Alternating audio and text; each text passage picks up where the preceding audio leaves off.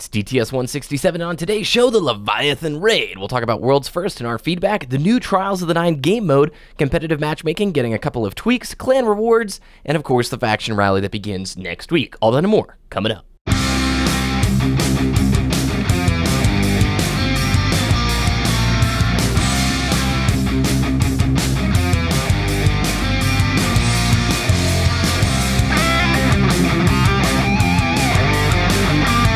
You're listening to Destiny the Show.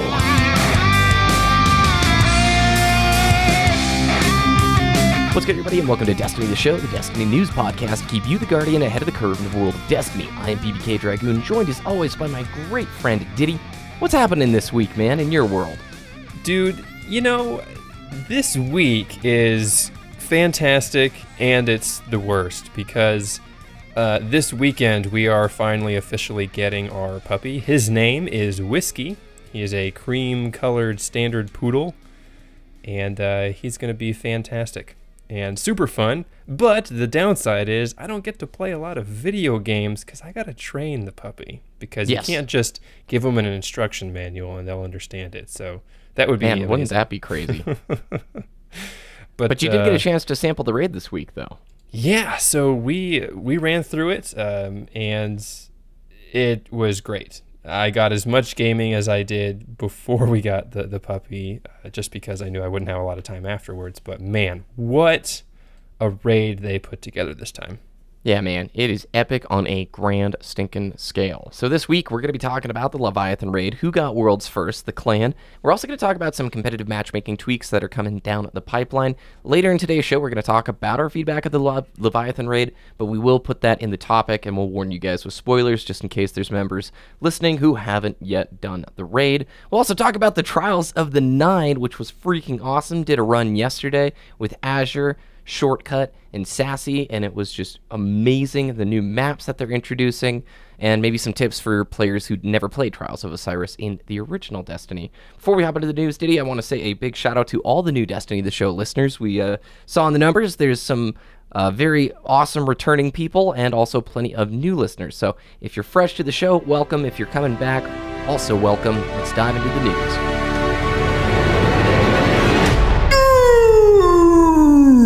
All right, Ditty, what's first up? Why don't we chat about clans, because the clan rewards are pretty awesome in Destiny 2. What about a listener who's not yet in a clan, huh? Well, you can use guided games, of course, to try and find clans who are hosting those to, kind of see how they play. You can also check out destinytheshow.com/clan for our Discord link, and we have information about the Destiny the Show clan over there on our Discord server. We have a clan for each platform: PlayStation 4, Xbox One, and PC for when it comes out later this year. And numbers are growing, and the clan members in the DTS clan on each console are knocking those rewards out of the park. Gotta say, props to you. Got my Trials engram when I first logged in. Very proud of our teammates. Then, of course, the Nightfall. We've had people running guided games for us, bringing in some new people into the fold. So if you're on PS4 or Xbox, definitely check that out. And when the PC version launches October 24th, that clan will be available for Battle.net players also. So why don't we talk about the Leviathan Raid, Ditty? It came out. It's huge. It's epic. It's mechanically challenging. And who ended up getting World First? The clan, the legend himself. And the main player there who was streaming and who got featured and who's mostly well known from this clan is Slayerage. He and his clan of top 1%, top 0.1% PvE optimizers just knocked it out of the park. And it was actually really, really cool to see Bungie's reaction from World First as well, because they tweeted a video of people within the studio, like in this theater style room, just watching the top 4 streamers, or I guess not top 4, but the 4 streamers who were closest to the finish. And they filmed the reaction as Callis went down, and that was quite a sight to see. They've done a lot of accomplishment too. If you guys are new to Destiny, Slayerage is really well known for doing ridiculous PvE challenges. Speaking of which, he put out a solo Prestige Nightfall video this week. Yes. Really stinking cool, actually. I think anybody should go and watch it. All right, Ditty, some matchmaking tweaks are happening. What's Bungie doing to the old PvP? So for quick play and competitive, right, they're not touching anything for quick play. They want to keep it at the shorter matchmaking times, less emphasis on skill. Whatever it currently is, they're not going to touch that. So for competitive, they're going to do longer matchmaking to find more closer skilled opponents. So they're seeing a lot of one-sided matches currently in the game. So they want to tweak that, and they're working towards making those harder emphasis on skill to match you with like-minded players, so there's not much more one-sided games as well. So more competitive games, more neck and neck, that type of thing. Absolutely. So for quick play, I know some folks were disappointed to hear that nothing's being changed because there is quite a bit of join in progress, and you will be getting matched against teams fairly often. But like they said, quick play is that space where you get a faster match. They want to get you in and out. It's less emphasis on skill. I would love to see a lone wolf kind of playlist, or maybe some more lone wolf style emphasis, but maybe not yet. Bungie did something really, really cool right after the raid released. In order to showcase the beautiful new location and tile set they have for the Leviathan, they released a new map called Emperor's Respite. It's located on the Leviathan, and it's actually going to be used for trials in 2 weeks when we go back to the countdown game mode. And then they also released Eternity, and this is the new countdown map for the first week of trials. It's located in Lost Space. I think it is one of the best, most competitive maps Bungie has ever designed, and it worked perfectly for Countdown, man. And, I mean, now's probably a good time to talk about Trials of the Nine, if you're okay with that, Ditty? Sure, let's go for it. So next week, and by the way, Trials is going to be Ultra Flame, a map that most players have probably already tried out, and it's going to be the survival game type. It's the super-duper bright map. Bungie just loves maps where you need sunglasses, you know? So anyway, Trials of the Nine has gone live. I wanted to point out a couple of things for the new players. Back in Trials of Osiris, we had boons that we could activate that would give us things like Mercy, and you would basically get, after one win, count as 2. The boons are gone, and they automatically are applied to your card. So right now, Mercy is already applied from the very start, which is actually really cool. Your card does not begin until you have won a match. So Ditty, let's say you lose the first 3 matches. It's not taking your Mercy away. The card literally doesn't begin until you hit that one, so you don't have to constantly reset. And Mercy for the newer players is once your card has started, your first loss doesn't count against you. You can reset the card by going to the director and selecting the activity of trials and then holding the square button on PlayStation or X on Xbox, which is cool. But you do need to have a win on your card. You can't just reset it, like I said, if there's nothing on the card yet. To go flawless, you need 7 wins now, so pretty much exactly like the original Trials, as long as you had the boons activated. And loadouts lock as soon as a match is found. So when you're in orbit, make your changes, because as soon as the matchmaking finds a team, your loadouts are locked. You're not going to be able to change anything, which is really cool. Did you get to see the introductory cutscenes? I did not see the intro cutscene, not yet. Oh, I only dude. saw the post-Trials stuff. So it is super cool in the fact that at the start it shows your team and the enemy's team, and it does a short animated intro for every single player. So as your character is doing their emote, the camera is swooping in on them, and your full loadout shows on the right side of the screen. So you can see Gunslinger, Might of Multitool, Uriel's Gift, Rockin' a Voop for every player. And since loadouts are locked, you basically get to know this is what everybody's using. This is what you have to go up against. I thought it was super smart, you know? Yeah, that is super great, because before it was scout out the enemy team as soon as the match starts, figure out what they're using, and then change your loadout to counter that, basically. Or troll loadouts. Yeah, or troll loadouts. Yeah, exactly. And that's fantastic, because now you can... There's still that strategy that goes on, but you kind of have to... Okay, this is what I'm going to stick with, and this is what I'm going to have to use and stick with, because I can't change it afterwards. And Countdown was this week. Survival will be next week. I wanted to point out that in Countdown, the bombs actually have timers. Nice. So if you look at the base plate of the bomb, there's a little red bar that fills up. So there is an audio cue that you can tell how far the bomb is away from exploding. But it's really cool, too, Ditty, in the fact that the bomb is kind of like CSGO. If you're too close, it will kill you. And let's say the enemy has been doing some damage to you, and the bomb kills you. That counts as a kill, and that player is going to get some super energy. So just kind of like Counter-Strike, when you want to save the op or the rifles, if you know you're not going to be able to defuse, don't give the enemy the super energy. Just back off. Let the win go to waste for that particular round so you don't fill up their super bar. Nice. New Eternity map is fantastic. Like I said, they built it, Ditty, to where you had to split up your team to know who was going to go top, who was going to go bottom. Spoilers? we're going to talk about the new lighthouse, which Ditty has seen. So if you don't want to hear about the third spire, now's your chance to run away, because it's freaking awesome. So Ditty, there's a new NPC. Who is it? The Emissary. Agent of the Nine. There you go. He floats. He or she floats. She floats. It's a she. So she does the voiceover for Trials now. Lots of new dialogue options. Man, does she have some lore-heavy dialogue, and I cannot wait to find out additional details about the Nine, because this is a part of the game that we've never really gotten to see before. Now, the way that the new social space works, back in Destiny 1, right, you need to go flawless to get access to the lighthouse and get the chest at the lighthouse. Not how it works. As soon as you've completed your first match, like first win in Trials, you can go to the Spire location, right? You get a reward at 3 wins, a reward at 5 wins, and a reward at 7 wins. And there is the additional reward of Flawless. When you get into the new social space, it's not really even, I'm just going to stop calling it a social space, because it's not really that. It's you and your fire team heading out there. It's almost like saying... It's almost like saying the lighthouse was a social space. Did you ever run into anybody else there, Ditty? No. I mean, I guess in the back end it's considered a social space, but no. Just your fire team this time. Yep. So you also get rep tokens while you're playing Trials, so you can redeem those. Let's say you just want to keep grinding the game type, and you go back to the Emissary, turn them in, and you'll have a chance at more Trials rewards. To get your first win reward, like the 3-win reward, it takes you on a man cannon way high in the air in this giant... I mean, it's called Lost Space, isn't it, right, Ditty?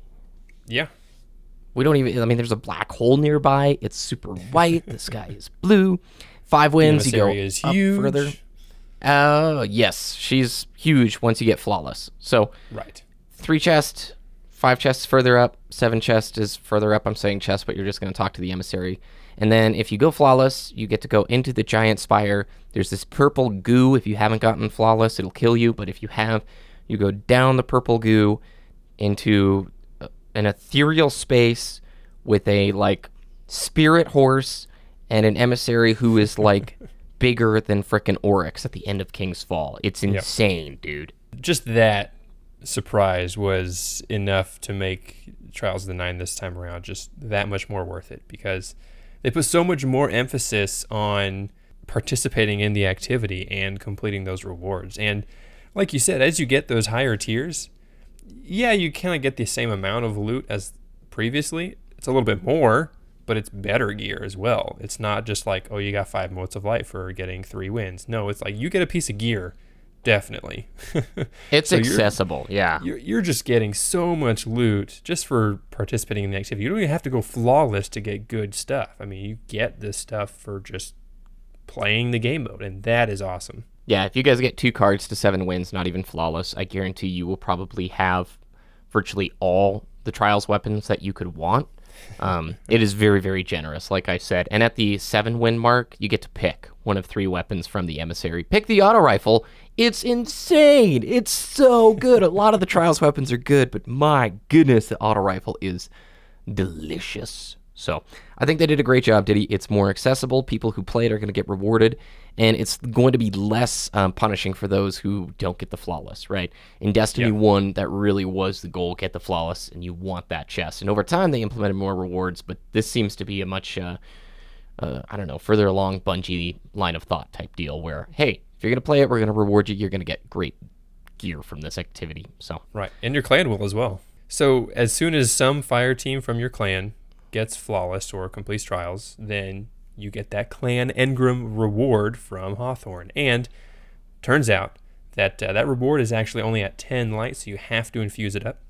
So yeah, there you go. Free Similar loot with the raid too. if you're in a clan. Yeah, it's clan raid as well, because halfway through our raid, we actually went back to the tower to kind of get some more rewards, and someone had beat the raid for us, so we had that raid engram waiting for us, even though we hadn't completed it ourselves.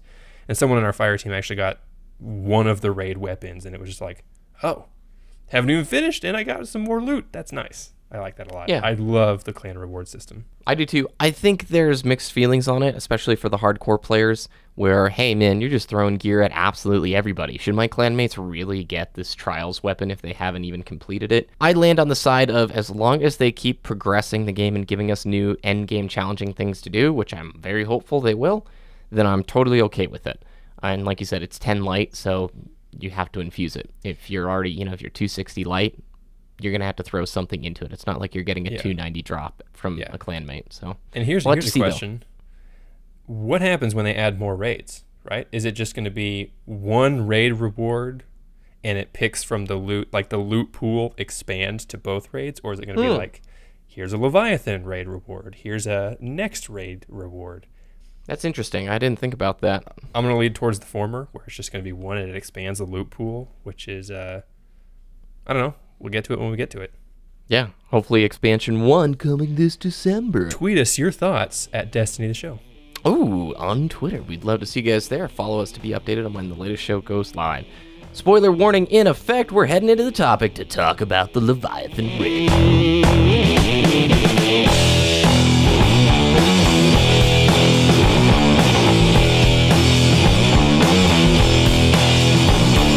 Leviathan raid. This was epic, man. I want to talk through our experience. I believe Bungie crafted one of the most beautiful, giantest, biggest things ever. I agree. Yeah. As soon as you load into the raid, my mind was blown. I was like, oh my goodness, this is the largest space I've ever seen. And it looks fantastic. It looks so regal, so mysterious, and so grand that it just smacks you in the face like, oh my gosh, this is awesome. Yep. And if you're on Nessus, dude, you can actually look up and see the Leviathan now, which is so cool. It's like this behemoth out there. And the artwork is unlike anything you've seen in Destiny 2 thus far. It's this giant, almost Roman-themed Cabal palace where you have, oh man, naked Cabal taking baths, relaxing. You even get to fight them. And man, why don't we talk just sort of about our experience going through it. The baths first. I thought the baths encounter was pretty stinking cool. They brought in elements of, you remember from the totems portion of King's Fall? It would give me a similar vibe to that, Yeah, as well as, Courtesan. It makes sense that they opened up with a mechanic that Destiny fans from the original have been familiar with, right? You stand on the plate with the buff, kill enemies, gotta rotate, and then you complete the raid or the encounter. The new enemy abilities, like specifically the Scions, right? They have that little jetpack, and they also have the pulse as well. That kind of knocks you up as well. That really hurt you in the raid if you were just like trying to ignore it. Oh yeah, you can't ignore it in the later stages, man. It will literally screw your team. They're not simply trash mobs anymore, because they have some type of mechanic that can catch you off guard, and if you're not paying attention and you're not focusing on that's a possibility, then it could just cause a wipe. So I also enjoyed too, this is sort of our first non-linear raid for anybody who's gone through it and understands once you've gotten to the underbelly of the ship and you know how to unlock it, you pretty much can use the underbelly of the Leviathan to get to basically any room. You can actually get all the way to Callis' room using that underbelly. Our raid team has yet to even dive in there to go get our chests, which there's puzzles even to get your chests now, dude. You have to go to the underbelly and sneak through these like little bots that have a cone of vision, so Solid Snake style. You have to kill them at the same time so it can open the door and then go get your reward, which is just ridiculous. Pleasure Gardens, second real fight, I should say. I was really, really worried about this coming in as a team after watching the World's First, because this looked like such a freaking roadblock, like very challenging spot for most raid teams to get through. Ironically, I mean, I would say it probably took us maybe hour and change to get through it.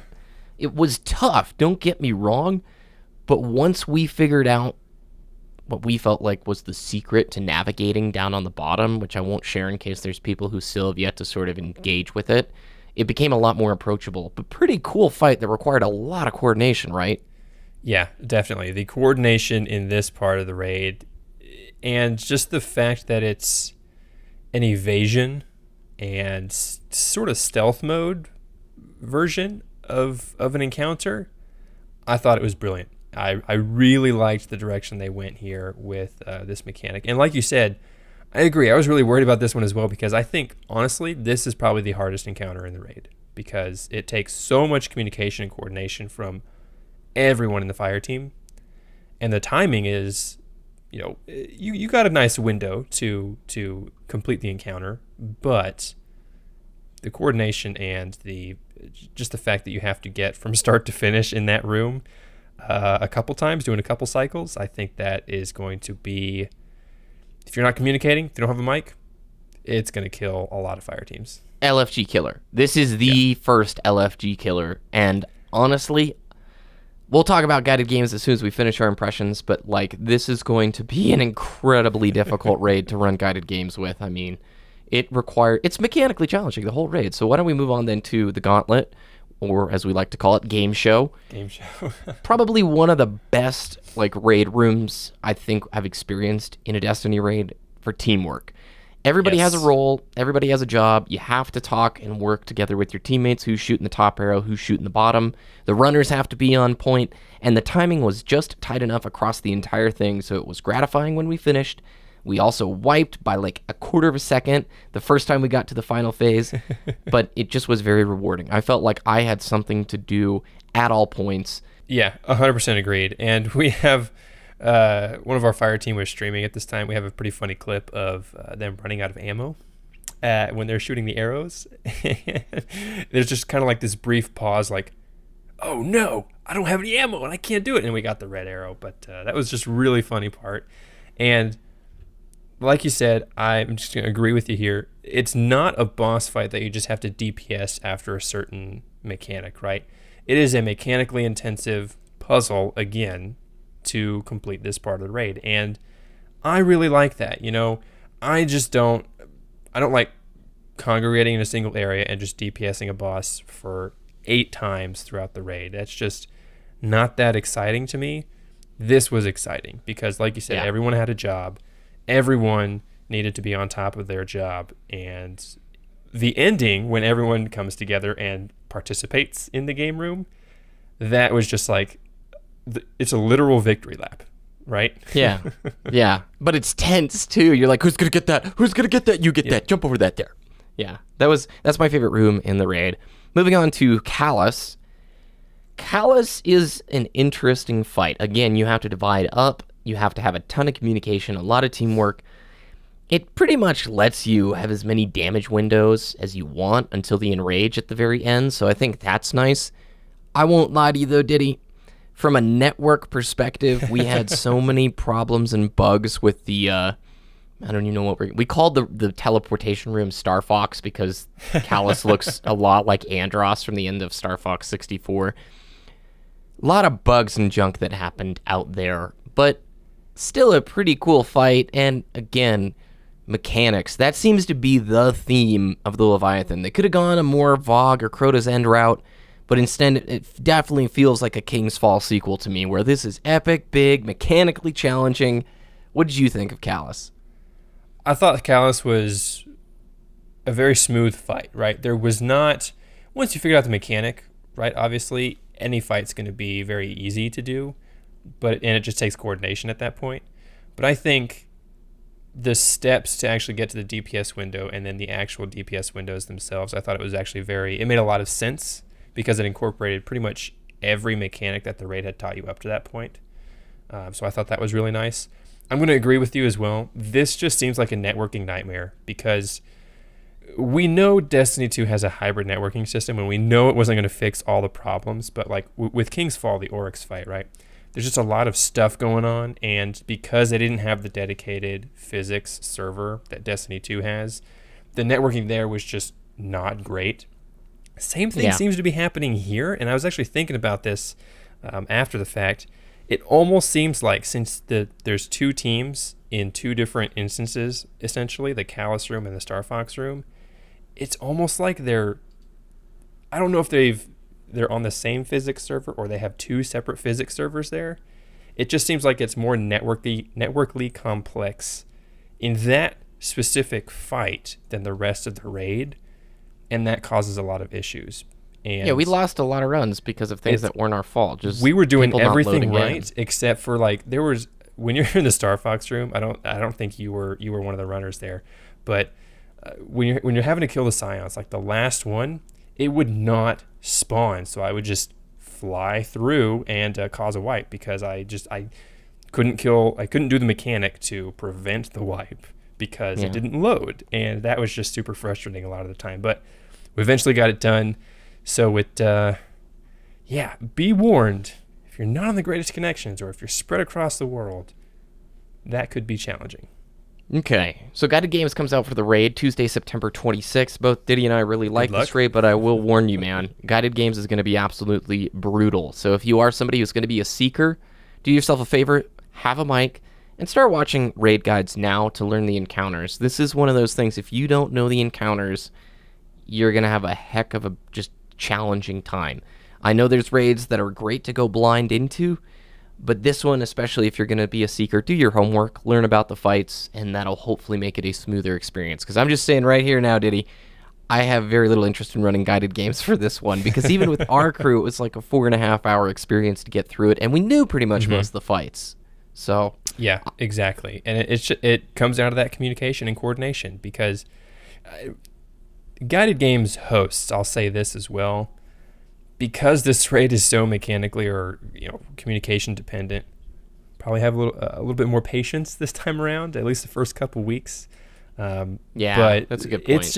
It's going to be like, man, have someone who knows the encounter be the shot caller. Have a dedicated shot caller, and if you're a seeker and you want to be the shot caller, I don't know, just communicate with your teammates and work through it, because this is a high intensity, a high stress raid if you're just not on the same page. It's just not going to work out. I'm glad they're making it a big accomplishment. So if you're a new player to Destiny, just know this is a more challenging raid. We think we both sort of put this on a pedestal, kind of like King's Fall in terms of the epicness and scope and scale. So, alrighty. Faction Rally event begins next week on Tuesday, September 26th. And we look forward to talking about that with you guys as well. Have an awesome rest of your week. Ditty, where can people find your content? Twitter.com/Ditty, DTS, DITTY, DTS, and YouTube.com/Wooshness, WOOOSHNESS. Excellent. You can find all the links from today and more at DestinyTheShow.com, including links to our clan. We would love to have you guys join us on either Xbox or PlayStation, and then eventually PC. Yep. Follow us at Destiny the Show on Twitter. You can follow me at BBKDRAGOON on both YouTube and Twitter. Have an awesome week, and we will talk with you next time.